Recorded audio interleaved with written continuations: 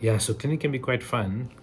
One of the challenges that we find in the clinic is that many of our patients are actually not South African, or they might be South African, but they do not speak any of the main languages that we speak here. Now, it's a fault with many of us that we only speak one, two, maybe three, if we languages, if we can. That's very tough to communicate. And communication is most of what we do, you know.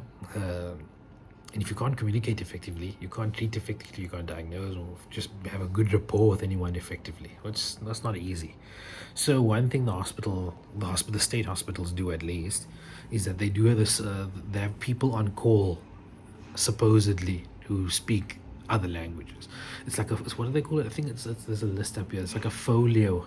They call it a folio service. So if I get a patient over here that speaks Ndebele or Mandarin, whatever, and then I might be stuck. Okay, I'll just pick up the phone and dial whatever the speed dial is, and then there's someone on that line who will then mediate between us and have like a conversation through us. It's not ideal, but that's the situation. We've got a very cosmopolitan nation over here, with people coming from all over the world on a holiday, and then like this, kids get sick. Holidays, don't mean you won't get sick. It's actually a common time to get sick on, because you're usually doing other things you're not supposed to be doing. So yeah, it can be quite fun. What I like to do is I like to do a Google Translate. Google Translate is everything. I don't know if there are any doctors watching this, but Google Translate is the best. It works so well. Many people don't know about it for some reason. There's also an app, a language translation app on iPhone as well. Very good. Doesn't have as many as Google Translate, but it's actually quite effective. The way I do it is I first ask them so many people don't know how to do it, but I ask a baseline question. So I ask like, is your child a boy or a girl? Or something, or is your child 10 or 15 or 3? But I know the answer. Then it'll ask in whatever language, and then they'll say, it's 3. Oh, it's a girl. Then I know, okay, they understand at least what I'm talking about, because even within languages there are differences in dialect and whatever region you come from. Yeah, so this is actually in George Hospital. This is the list of languages we are able to get people to speak. So we've got, I don't know if you can see it over here. It's reversed obviously in this one, but there's African languages, there's Middle Eastern and Asian languages, there's European languages, and there's a supervisor. Afrikaans, Ndebele, Sepedi, Sesotho, Setswana, Siswati, Tsonga, Venda, Xhosa, Zulu, Arabic, Swahili, Mandarin, French, and German. So luckily I'm fine obviously with English and a little bit of Afrikaans. My Afrikaans I can understand pretty well, but when I speak it, people tend to laugh at me.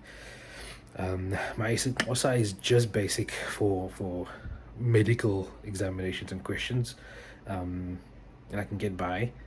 And then Arabic, I haven't done Arabic in a long time, but I was actually quite fluent at once upon a time. So when I do have an Arabic speaking person, they're usually from Somalia, or one of the Arab nations. So you get like Egyptians and those things, and those guys, and those types of places. But even then, the Arabic is very different depending on where they come from. So there's been Algerians in here, and we've got people from Swahili and that speak Swahili in all these places. So it's quite nice.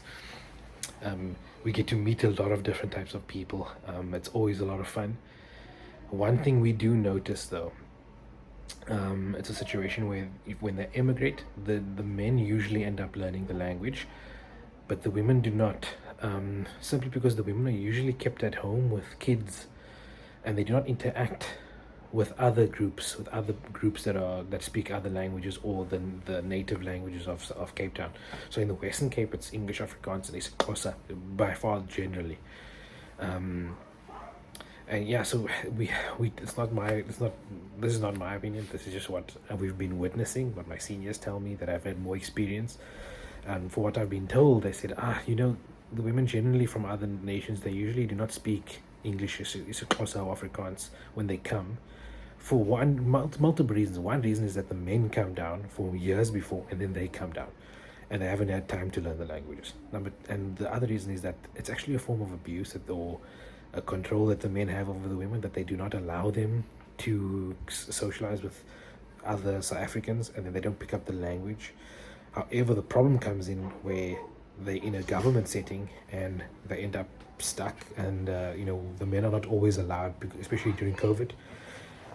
And when the men are not allowed, the women are stuck here, and then there's a lot of fighting between our sisters, and because it's very difficult to communicate and becomes frustrating for a lot of people. I do not believe that it should be that way anyway, because especially since we've got folio, and many of our sisters speak different languages. We've got different sisters from all over the world, and speak multiple African languages, which is quite cool. I don't know what's going on out there. Chaos.